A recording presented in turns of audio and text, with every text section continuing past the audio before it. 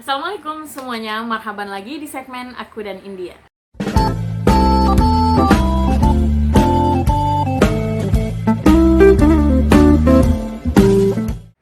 So, hari ini karena banyaknya komen, nggak banyak banget ya, ada beberapa komen dan DM yang nanyain ke aku, Kak, kalau kita mau ke India tuh destinasi yang very recommended itu di mana aja ya gitu.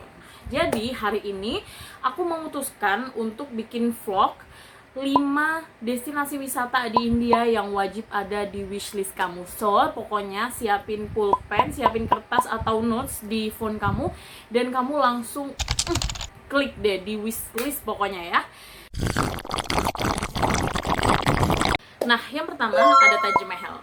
Menurut aku Taj Mahal itu punya banyak faktor, banyak pengaruh sehingga orang-orang tuh pengen banget datang ke Taj Mahal. Buat para history buff ya, pasti yang pertama adalah historinya. Karena kisah cinta si Raja Shah Jahan sama si Ratu Mumtaz Mahal tuh yang bikin orang banget gitu. Rasa cinta itu tergambar menjadi sebuah bangunan yang luxury banget, makanya orang-orang ya pengen visit Taj Mahal gitu. Faktor lain adalah karena Taj Mahal ini sempat masuk di 7 keajaiban dunia guys. Kalau teman-teman lihat di atlas-atlas tuh pasti ada Taj Mahalnya. Salah satunya adalah aku sempat tahu Taj Mahal dari kecil karena aku ngeliat di atlas-atlas gitu guys, kalau Taj Mahal ini adalah salah satu 7 keajaiban dunia. Kalau teman-teman mau visit Taj Mahal, kalau buat turis itu tuh beda-beda, tergantung negara kalian tuh punya hubungan bilateral yang baik nggak sama negara India. Nah, kalau ke Indonesia nih, kita belum dapat diskon. Jadi harga tiket kita itu sekitar 1.500 sampai 1.700 rupiah, sekitar 300 sampai 250.000 lah guys. Buat entry timing ke Taj Mahal ini, Taj Mahal tuh buka 2 entry timing guys. Pertama di pagi sampai sore. Kalau itu sih normal, biasanya orang-orang tuh datangnya ya pagi sore gitu. Ada juga Taj Mahal tuh buka di malam hari guys. Nggak pernah dengar kan pasti, makanya nonton vlog ini jangan di skip nih ya. Taj Mahal tuh juga buka di malam hari. Bukanya itu kan kalau dia buka yang dari pagi, sore itu udah harus tutup. Nah, kalau yang di malam hari dia tuh bukanya kayak sekitar habis maghrib, sekitar jam 7-an gitu. But ya, teman-teman harus ngelis nih.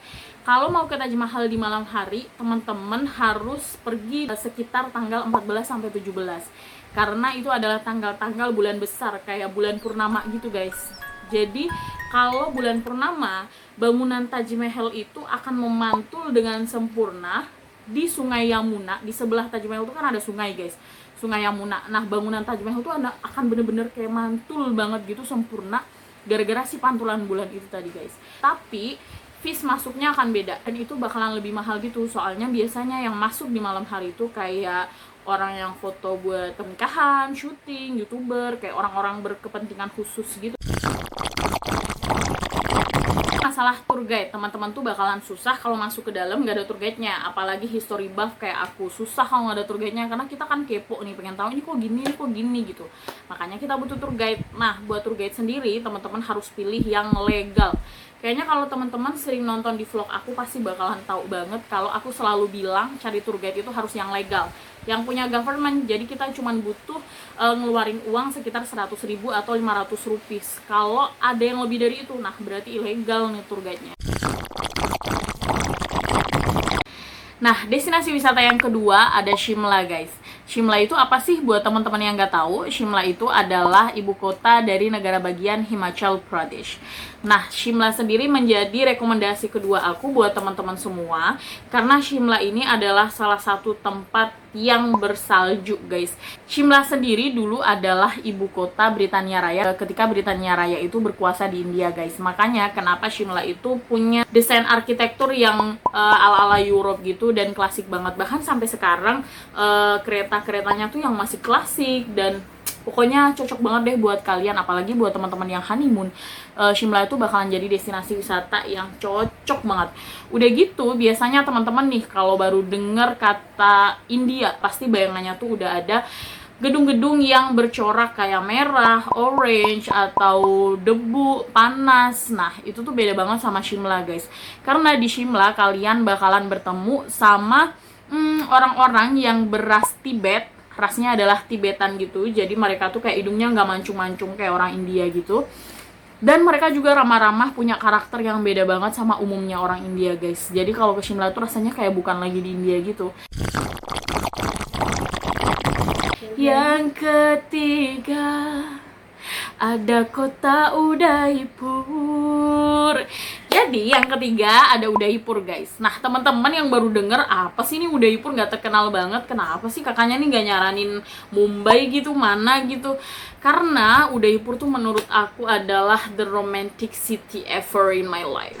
Jadi Udaipur tuh romantis banget. Dia tuh terkenal dengan sebutan the city of lakes. Jadi di Udaipur tuh banyak banget danau-danaunya. Kalau kalian bilang ya danau di Indonesia mah banyak, ada waduk, ada sungai, ada pokoknya banyak. Tapi di Udaipur tuh beda banget karena nggak bertele-tele. Aku kasih lihat aja salah satu video singkatnya ya, guys. Cukup.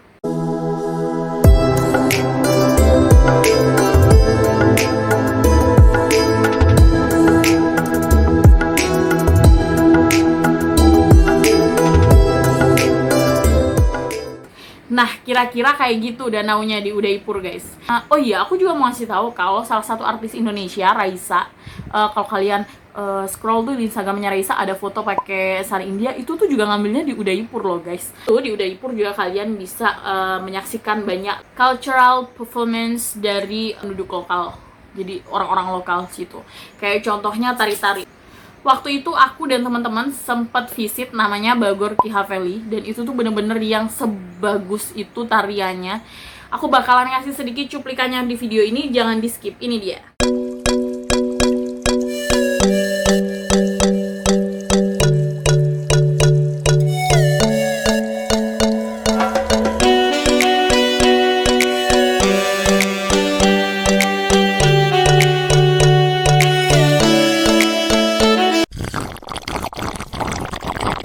Destinasi wisata keempat yang harus kalian datengin adalah Jaisalmer. Kalau teman-teman yang masih asing banget sama apa sih Jaisalmer itu, jadi Jaisalmer itu adalah salah satu wilayah di India, yang mana wilayahnya itu berbatasan dengan Pakistan, guys. Sehingga Jaisalmer ini kebagian wilayah yang ada gurun pasirnya gitu.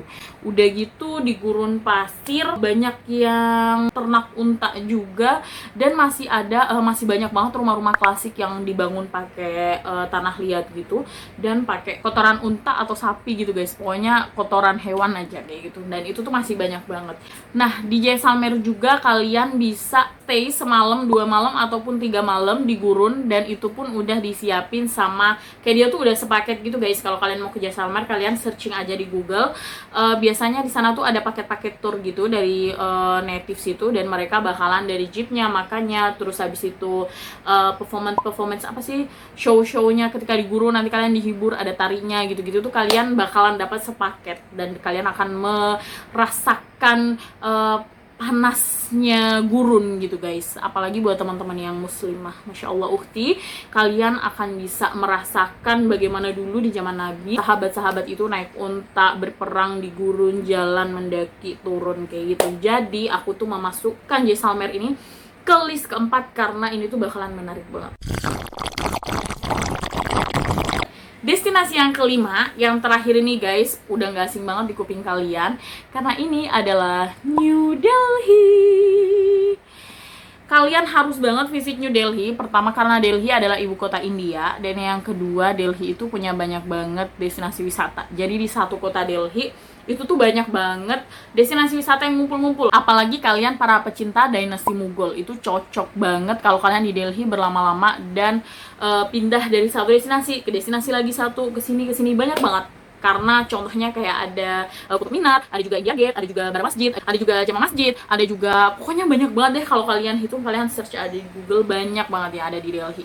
Dan rata-rata dari itu semua adalah peninggalan dinasti-dinasti Islam atau dinasti Mughal. Karena ingat nggak, kalian nih para subscriber aku pasti tahu kalau Delhi itu pernah menjadi salah satu ibu kota ketika dinasti Mughal berkuasa. Makanya kenapa di Delhi itu banyak banget bangunan-bangunan peninggalan dinasti Mughal.